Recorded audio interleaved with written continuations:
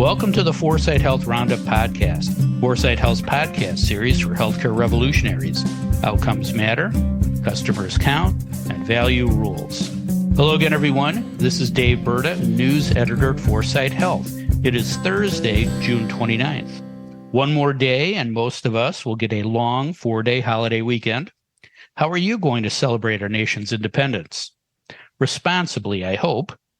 I'm sure none of our founding fathers would want you to blow off your fingers with an experimental or untested explosive device. Well, maybe. And that's what we're going to talk about on today's show. CMS's new plan to speed Medicare coverage of breakthrough medical devices. To tell us whether this new plan is good or bad for your health and safety are Dave Johnson, founder and CEO of Foresight Health, and Julie Murchinson, partner at Transformation Capital. Hi, Dave. Hi, Julie. How are you guys doing this morning? Dave? Well, Dave, I'm in day 6 at the Gaylord Opry Hotel and Convention Center. It's massive, and it's got these big atriums, and I'm starting to feel like Jim Carrey in that movie Truman, where he lived under a bubble and discovers it, and I'm ready to come home, man. I'm ready to come home. Yeah, breathe some fresh air. Thanks, Dave. Julie, how are you? I'm well. Weather report from Seattle is gorgeous and sunny and hot, and no one sleeps much here in the summer. Sun is up for a long time and rises really early. So maybe I'm a little tired. Got it. Thank you. Now, before we talk about this newly proposed Medicare payment policy, let's talk about fireworks. Dave, did you play with fireworks when you were a kid? And if so, do you have any funny stories to share? Well, my story is more ironic than funny. My cousin, Vaughan, actually lost eyesight in his left eye from a fireworks accident when he was a kid, but that didn't diminish his enthusiasm for fireworks at all. You know, fast forward to when he's an adult, and for well over a dozen years, he and his friends put on the biggest fireworks display in Greater Omaha. People came from all around to see it. So way to go, Bo. Oh, I didn't expect a story like that. So good luck to him. And that's something. Julie, how about you? Did you play with fireworks when you were growing up in Florida? And if you did you accidentally blow something up? Well, I hid from fireworks when I was 2 or 3 under a chair, not wanting to hear them. And similar to Dave, my cousin's best friend blew his arm off with fireworks. So I was raised in a little bubble to not really think that playing with fireworks was cool. Wow. Okay, so we're down one eye and down one arm. Yeah, it's big. That's going to make my story pretty sad, but I loved fireworks as a kid, and we played with them all the time. But here's the weird thing: we would build these models. We spent days building these models, ships and planes and cars. We'd save up money, buy the models, buy the paint, buy the glue, carefully put these models together, and then minutes after this thing, it's beautiful, we'd blow it into a million pieces. So I don't know. I still don't get it to this day why we did it, but it was great. But you have your arms and your eyes, so it's all good. I do. Yeah, the models didn't make it, but my body parts did. Now, here's another thing I don't get, and I hope you guys can explain it to me. Last week, CMS proposed a new pathway for manufacturers to get Medicare coverage of their breakthrough medical devices. As Medicare goes, so go most commercial health insurers. The new pathway is called Transitional Coverage for Emerging Technologies, or TCET. Essentially, TCET would allow companies to work with CMS on Medicare coverage of their novel medical device before FDA approves it for the market. Typically, CMS makes its national coverage determination after the FDA approves a device. TCET is a voluntary program. It would create 3 benefits according to CMS. TCET would, 1, facilitate early, predictable, and safe beneficiary access to new technologies. 2, reduce manufacturers and innovators' uncertainty about Medicare coverage by early identification of potential benefits and harms of the new technologies. And 3, encourage evidence development if evidence gaps exist. The process would start about 12 months before an anticipated FDA decision, and a final coverage determination would happen within 6 months after an FDA decision. The public comment period on the proposal ends on August 28th. Dave, if you're going to submit comments to CMS on this payment policy, what would you say? Who has the upper hand in this healthcare industrial complex triangle of CMS/manufacturers/FDA? And if you were a Medicare beneficiary, should you be happy or sad? Well, who comes up with the names for these government programs or their acronyms? TCET sounds a lot to me like T cells, and T cells are the body's most powerful weapon for destroying pathogens. Let's hope there's not a metaphor buried in here somewhere that TCET will stifle as much innovation as it stimulates. I guess time will tell. But to the program itself, I do like that it's voluntary. This isn't some government overlord coming in and dictating how innovation is supposed to work. Not at all. The government is actually trying to stimulate the innovative process and the approval process. But just saying that the government is here to help does make me a little bit nervous. But as you described them, Dave, the goals are clearly laudatory: better, earlier access to promising devices, reducing approval process uncertainty. And we know that uncertainty is the enemy of business, adds cost, adds time. And then to identify and address evidence gaps, all good. However, this is the government, and the government is my favorite source of oxymorons. Here are a few: congressional resolution, military intelligence, friendly fire, senatorial ethics. Let's add to that list bureaucratic efficiency.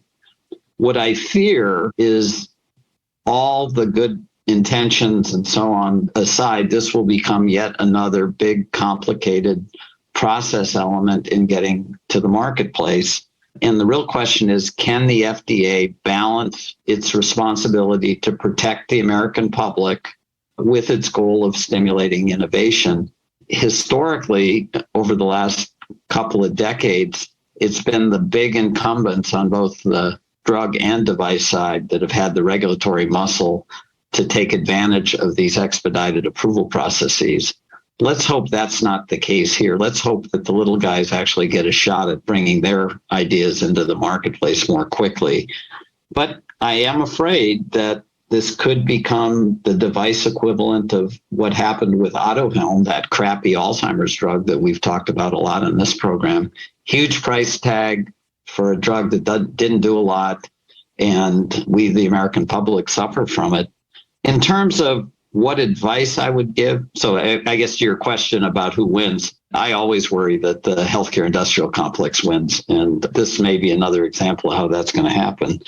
But regarding comments, I would make the same comment I often make when talking about the FDA.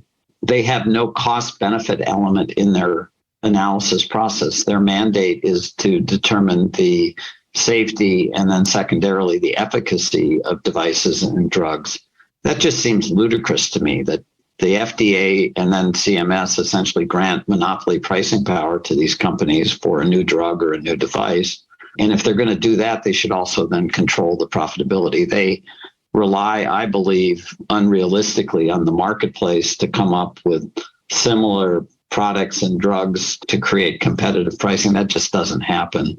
So regarding Medicare beneficiaries, should they be happy or sad? The answer is neither. They should be vigilant.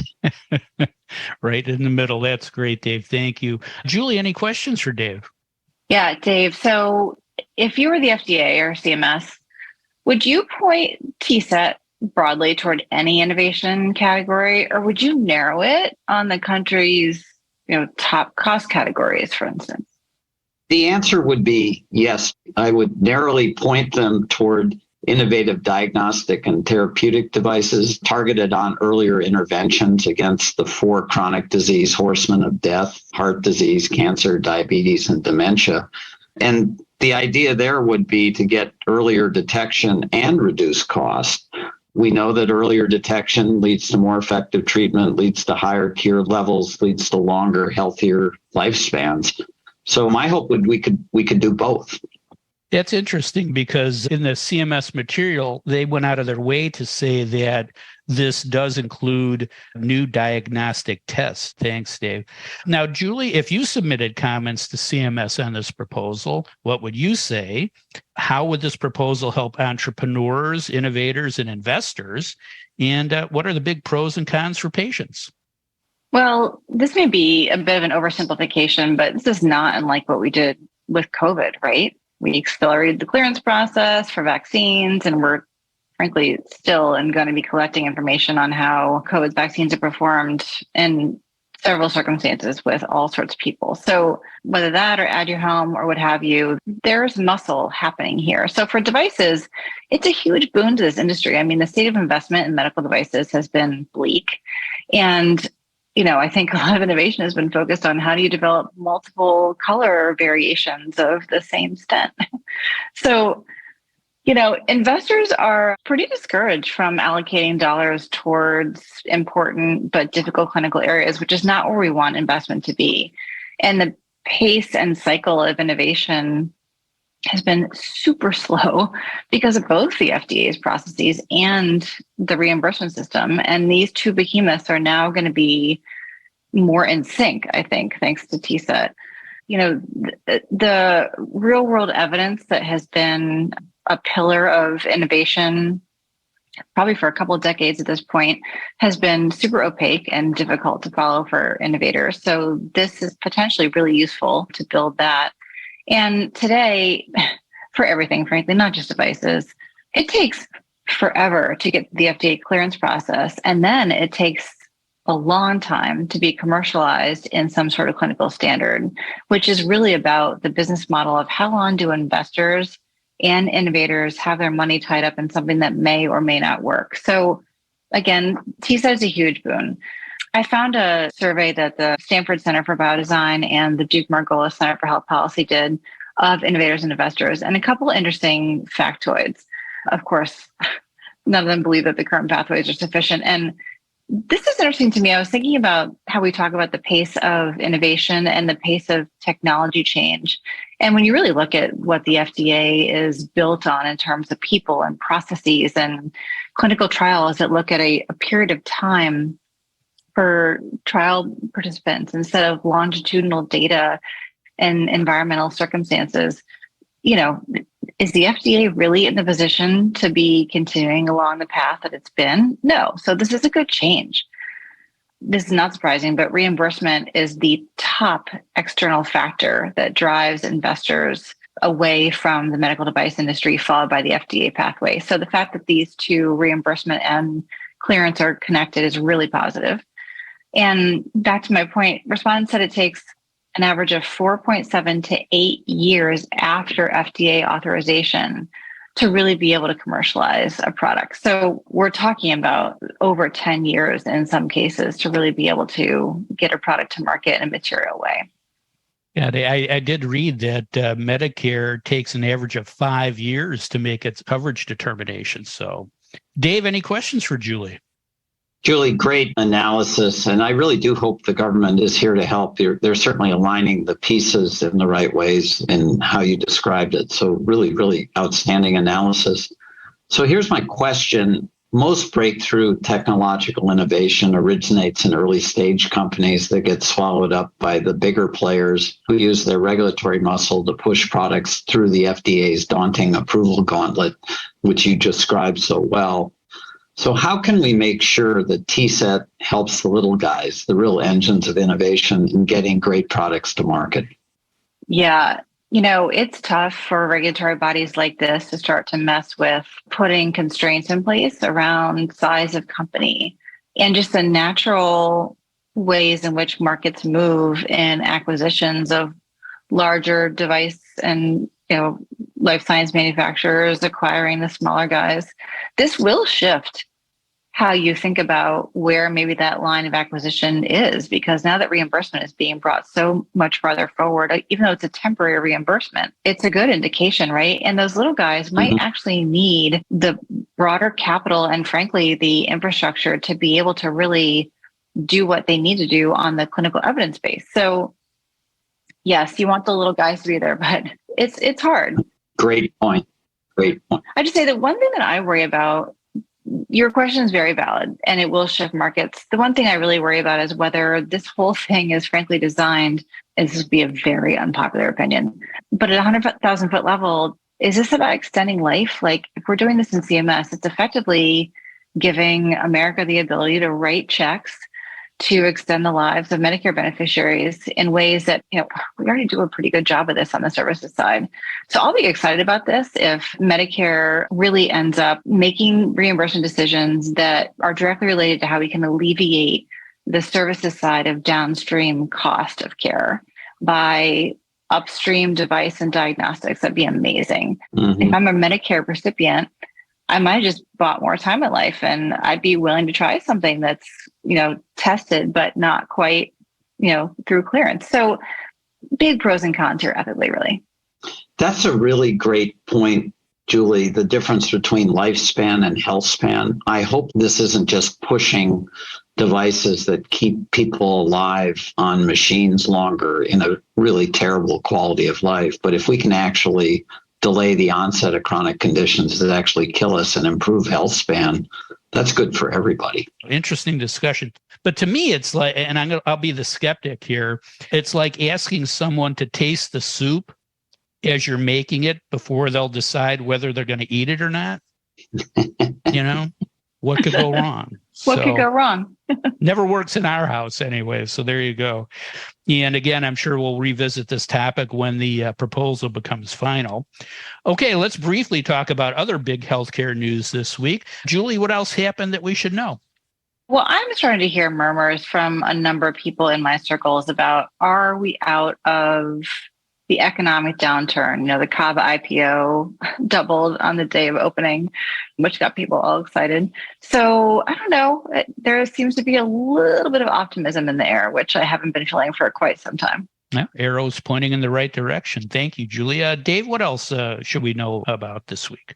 Well, as I said, I've been at Nashville attending conferences. One of them was the HFMA conference, which has hundreds of revenue cycle management companies exhibiting, massive exhibit floor, 4,000 attendees. And so my head, Dave, is still exploding, trying to figure out how big the aggregate size of the revenue cycle management market is. I think it actually could be the largest industry, bar none, in America.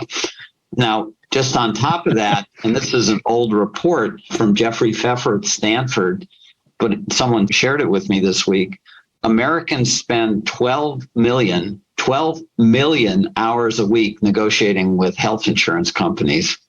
Pfeffer calls that administrative sludge. Add that to the aggregate cost of revenue cycle management. And I think we really are looking at the biggest frickin' industry in the United States of America. Drives me nuts. Yeah. People will start saying they want to be a claim denial specialist when they grow up. Yeah.